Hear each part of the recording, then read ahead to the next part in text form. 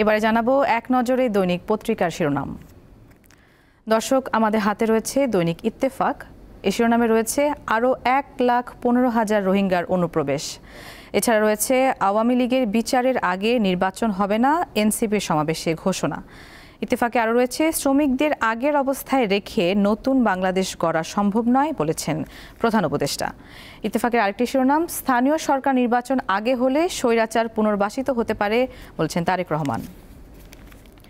আমাদের হাতে রয়েছে দৈনিক সমকাল।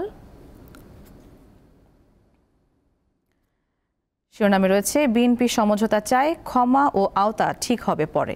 এছাড়া রয়েছে আওয়ামী লীগের বিচার ও সংস্কারের আগে নির্বাচন হবে না। সমকালের আরেকটি শিরোনাম, এমন আবহ তৈরি করা হচ্ছে, নির্বাচন চাওয়া যেন অপরাধ।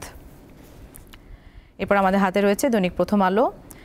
শিরোনামে রয়েছে গণহত্যার বিচারে আরও একটি ট্রাইব্যুনাল হচ্ছে। এছাড়া রয়েছে মাইন বিস্ফোরণে কেউ পঙ্গু, কেউ নিঃস্ব, মায়ানমার বাংলাদেশ সীমান্ত। প্রথম আলোর আরেকটি শিরোনাম, সরকার ব্যর্থ হলে আওয়ামী লীগের বিচার হবে জনতার আদালতে। এছাড়া রয়েছে খালেদা জিয়া সোমবার দেশে ফিরছেন, রাস্তায় ভিড় না করার নির্দেশনা।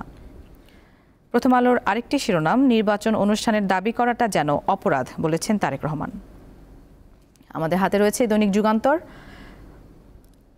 শিরোনামে রয়েছে মাসে 6,000 রোহিঙ্গা অনুপ্রবেশ ও মানবিক করিডর, নিরাপত্তা ঝুঁকির আশঙ্কা।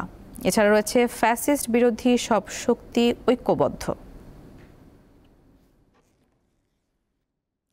দেখে নিলাম আজকের দৈনিক পত্রিকার শিরোনামগুলো।